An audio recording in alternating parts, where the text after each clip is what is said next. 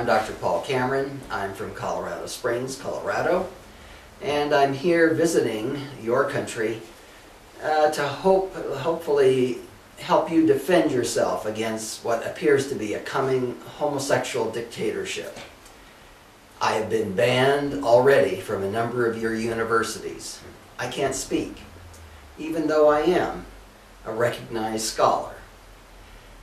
The president of the University of Warsaw says, no, you can't bring information that might prove troubling to those who engage in homosexuality. And in fact, might make it very difficult for us to persuade the Polish people to consider homosexual activity a human right. My message is that how can it be a human right for people to do things which cause them to get many bad diseases, cause us to have to pay for those diseases, and here and there end up through the blood supply and other means getting the diseases that they get? How can it be a human right to have sex with children? We know that a significant minority of those who engage in homosexuality have sex with children. This is true whether they're teachers, whether they're parents, whether they're foster parents, whether they're priests. All across society, if you look at the empirical evidence, you find that those who engage in homosexuality are 5, 10, sometimes even 20 times more apt to involve themselves sexually with children.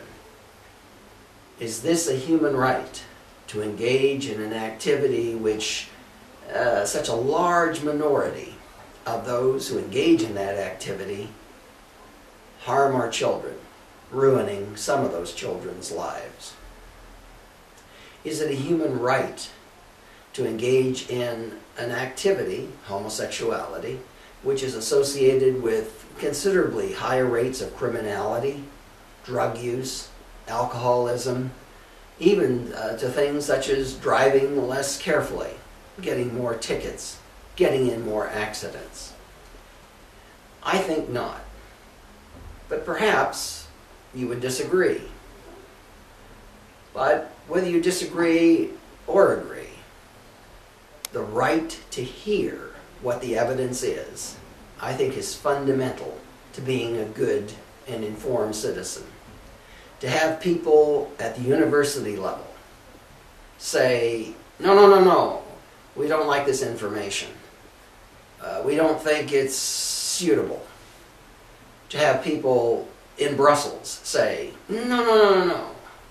We are talking about a human right. We don't want to talk about people who exercise this human right do. You're Poles.